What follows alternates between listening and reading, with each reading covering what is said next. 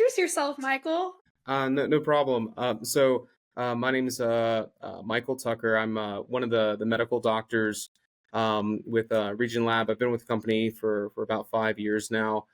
I went to medical school, East Carolina University, after graduating undergrad at Chapel Hill, and took a little bit of a unique route in that I went directly into industry.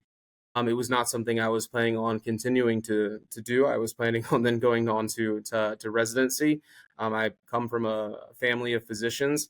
However, I was able to see that there's a lot of exciting opportunities, and I had this unique option to be able to stay and pursue this track. So I've been very happy to working on with physicians and trying to connect physicians and thought leaders in the field, helping set up clinical trials, designing protocols and studies to bring these new products to the physicians that are practicing every day. Thank you so much for being here. As you know, we've kind of talked about PRP kind of being the next up and coming product, especially with all the changes with CTPs. And we're just really excited to learn more about how your product stands out against all of these other PRPs. So yeah, if you want to get into it and kind of talk to us about your product, we'd love to learn more. Sure. Thanks, Christina. I appreciate you having me on the call today. So the first thing I would say that makes us a little bit different than some of the other companies out there that are in this relatively new category for autologous blood-derived products is that you're dealing with a company that has 20 plus years of experience with platelet-rich plasma. So throughout the industry, the aesthetics industry, dermatology, orthopedic, sports medicine, all sorts of different applications, RegenLabs been working with PRP for some time now. And that gives us many distinct advantages. One being that this company internationally has over 300 publications now with their PRP products. And we've been able to continue to innovate on what makes us unique. I would say another thing that's really exciting for, I think, all of us with this new category, all the different products that are in this category, with the new national coverage determination and some of the new updates that are coming in 2025, is that you have an option to bring growth factors, the proper balance in the milieu of growth factors, if you will, directly to the patient's wound bed.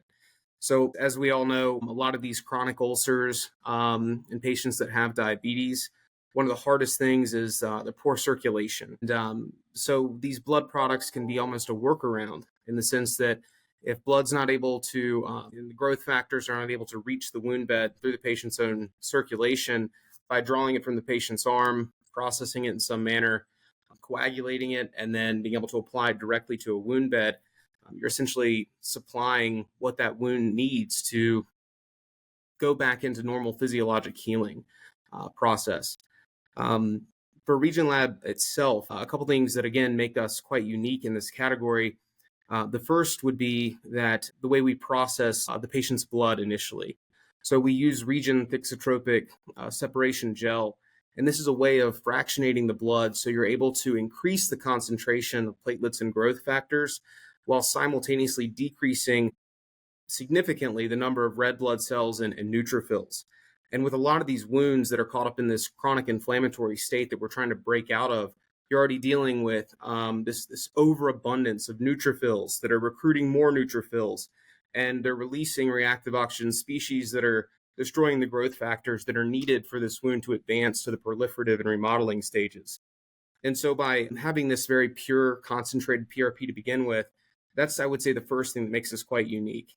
The second thing that's quite unique about this product is that we are activating, and when I say activation, we're talking about activation of coagulation. So we're going from a liquid to essentially a polymer gel of the patient's own blood product. We have a way to do this using the patient's own autologous thrombin serum, and that's somewhat unique as well. We don't need to rely on thrombin serum from an outside source, but we're able to essentially have an isolated, concentrated form of the patient's own autologous thrombin serum. So you get this very pure product that's just using the patient's own blood, essentially, to create this very pure 3D PRP gel, if you will. Okay, and so I know, Kallie and I were talking about this. The first SAWC spring this year, there was 2 PRP companies. And now this last SAWC, there's about 4. Where do you see PRP going? Do you think it is the next big thing, the next CTP, if you will, with all of these changes that are happening? What do you see for the future? Sure. That it's a very provocative question. Probably a little bit controversial as well. But I would say with some of the results that we're seeing with all 4 of these products in the category, it's inevitable that this is going to have more of a role in wound care. I think we're still not at the point where it's found its perfect place in the algorithm of treating some of these chronic wounds. But we're getting closer to that point every day as different providers begin using these products. For example, if you have a patient where you might think, well, maybe I should be doing a wound vac, and that might be the right choice, or maybe I should do a PRP gel, because those two things can't be used at the same time. It might come down to the level or the depth of the wound. It might come down to the location of the wound. It might come down to the fact if the wound is highly exudated, maybe a wound vac is the way to go. But if it's very dry and you need better moisture, essentially, maybe a PRP gel would be a better option. But I know that there's a large number, if you go on clinicaltrials.gov or some of these other websites, there's a large number of people that are currently trying to bring new PRP products to the market in this category. And I think they're wise to do so, given the effectiveness that we're seeing with the current products that are currently available.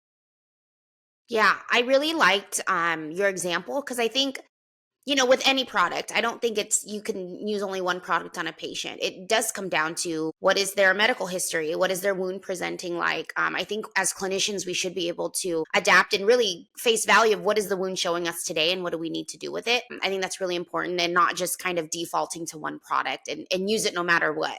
Because I think, again, patients, it varies what the wound's going to look like. Just to go back to your product specifically, because there's multiple choices now in this category. Can we talk about more of how do we store your product? How does that differ? Are the components within your kit, is it different than what's kind of out there? And what would make yours in a way simpler or easier to use because of how your product's packaged? Sure. So one of the nice things about the Regen wound is that these products can be just stored at normal room temperature. So there's no special storage requirements. They're all designed and intended to be used at the patient's point of care, right there at the bedside to be prepared. So the blood is drawn and then used freshly and then able to be applied. This would be the case on a weekly or biweekly basis, depending on what the provider feels is best for the patient's need. With RegenLab, you're also going to have a centrifuge that would be provided as well, and that's critical for helping with that cellular separation process. It's a short centrifugation, so 5 minutes is all it's going to take there. And then we're going to have all of the different types of accessories that one would need to perform the next steps, such as a sterile container where you can be preparing the gel. And so you'll have all those different supplies ready right there at the patient's bedside when you're buying the wound kits themselves and the associated accessory kits that come with them. So I think that's a huge advantage as well, is being able to just open the box and have everything you need right there in front of you to prepare this. And I would also say most of the providers that we see that are using this product now, the Regen wound, is that there can be about a 5 or 10 minute process where we have the coagulation, the activation of coagulation. And at first it thought, oh, is this adding 5 or 10 minutes on my day for each patient? But really what we're finding is they prepare this, or they have one of their staff that's working with them that's helping them prepare this. And then let's say you would go and then perform the debridement. And by the time the wound bed's prepared and ready, that gel is going to be ready to be applied as well. So I think that this system fits very naturally into one's clinical practice for treating these different types of wounds as well. As you guys all know, big patient advocate over here. So, how are you guys seeing patient compliance? Because I love that there is really no extended patient visit, right? Because we want to be mindful of that patient time. But how is the overall compliance, and how often are they receiving this treatment? Sure. So it varies. And again, of course, patients and taking care of their wounds Christine, I'm sure as you know, it's a highly there's so many confounding variables. There's so many things to take into consideration. Each patient, each wound is highly unique. But I would say when you're approaching these wounds, you have to make a decision on how often am I going to be doing this treatment. A lot of times you can decide after you come back after the first treatment, let's say 1 week, you come back and you see that you now have granulation tissue, that the wound gel has been completely essentially resorbed. That patient might warrant another treatment then and there, which would be in accordance with what Centers of Medicare and Medicaid are allowing for the reimbursement on this. With some patients, depending on their ability to get into the office and actually have that be a weekly treatment, that might not be realistic. And we have many providers that will spread that out and have the interval be 2 to 3 weeks. And that's perfectly reasonable. And some of the clinical publications that exist on these products had that 2 to 3 week interval. But we've seen it where it can very reasonably be done with the 1 week interval as well, as again, that Regen wound gel can be essentially resorbed in that period of time. Regarding the patient's compliance and adherence with this, I think it was one of the things when I first started that I was concerned about. I was worried about, is it going to be uncomfortable for them having this liquid gel on their wound bed if they have sensation there? Is it going to be something where we have to worry about maceration because there's that liquid component as well? And that might cause irritation or a patient to not desire to want to continue with this kind of treatment.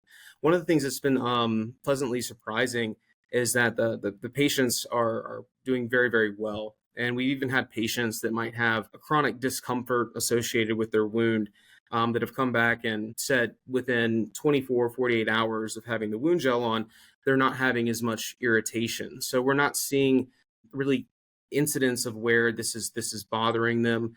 But if anything, it's either not affecting their attitude towards the wound or it's improving their attitude towards the wound. And of course, when they actually get the results and the wounds are healing, that's our goal. And that's what we want to see. I wanted to ask, as a few of our centers have started PRP, the biggest complaint and the biggest hurdle we've come across is the blood draw. I think for most of our centers, a lot of the nurses, they haven't drawn blood in a long time, or, for a lot of us, we've only ever done wound care. So it wasn't really, something we did. So that's always one. But the second is how hard of a stick our patients can be, just because our patient population is older. Have you seen that in other facilities? And what are kind of maybe some pieces of advice you could give for us to bypass that struggle? Sure. This is something that it's not my first time hearing this concern. As you say, a lot of times these older, more elderly patients that might also not have the best vascularity as well can be especially difficult sticks. And then it's not something we're doing every day. I haven't been doing for maybe a long time. So how are we getting this blood? And I think it's nice if you can have somebody that's doing it consistently. If you have nobody that's been doing it, to have one or two people in that practice or that office that are really going to work on honing this skill. It's also, I've seen it where if you have somebody in the network or depending on how the practice is set up, that can come that's highly experienced with performing the phlebotomy. There can be certain days where you have your patients where you're going to be doing all of your blood-derived products on Tuesdays and Thursdays. And so you have somebody that would come and be set for those particular days to assist. I think there are courses that can be somewhat helpful, but really practice makes perfect. And there are some interesting tools out there now that we have that can help with the visualization as well. So that's another potential option. But it is, I would say, with this process, I wouldn't define it as a barrier necessarily, but it is definitely it's a challenge for some of these. Yeah, absolutely. I think it's easy to kind of rule out PRP because it's that part of it can be quote unquote difficult or, an adjustment. But that's kind of been our same thing is, yeah, it's an adjustment. But, the outcome, the the end result is much more it's worth it. It's worth it in the end, especially for the patients. I was going to say, well, part of that conversation we had the other day, Christina, is secondary dressings. Do you have any recommendations or just like best practices when it comes to secondary dressings for this?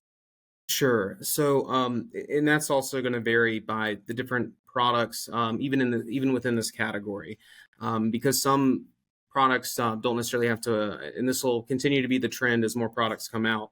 You'll have certain products where it's going to be critical to maintain the moisture on that wound bed, while also preventing, doing what you can to prevent any kind of maceration effect. And there's going to be other products in this category that are going to be a little bit more less of a liquid state and more kind of dried, and you're not going to have that concern as much. And I would say having the plasma and the nutrients, electrolytes, hormones, there's definitely a huge advantage to having that there. But then comes the challenge of how do we go about what's the best way of dressing these. And so with the PRP gel, for example, with Regen wound, it goes on the wound. And this is also, I think, another thing that's worth mentioning is that this is quite flexible, so they can stretch and they can mold and they can fit this perfectly to fit the wound bed. So if there's undermining, tunneling, they can almost, we see where providers will almost do a jigsaw puzzle and be able to cover all the topical wound bed, which I think is quite nice. But once the gel's been applied for I guess what you might call the primary dressing that would go over that, you could either potentially use a paraffin wax gauze, or you could use a petroleum jelly gauze. And remember, the key there is that we don't want to have anything like a foam or dry gauze that's going to essentially pull the plasma that contains those growth factors, platelets, nutrients off the wound bed. And so once that's in place, you would then place the secondary wound or a wound dressing on top of that. And that's something that you do want to be able to absorb any exudate, any runoff very effectively. And then we have most providers that will then do a wrap and any kind of appropriate compression therapy if it's necessary, or offloading. Great. Thank you so much. Thank you so much. That was a great first interview. That was really good. Thanks, guys. Yeah, no, Yeah. happy to do it. Appreciate your Awesome. time. Okay. Listen or watch full episodes on YouTube or Spotify.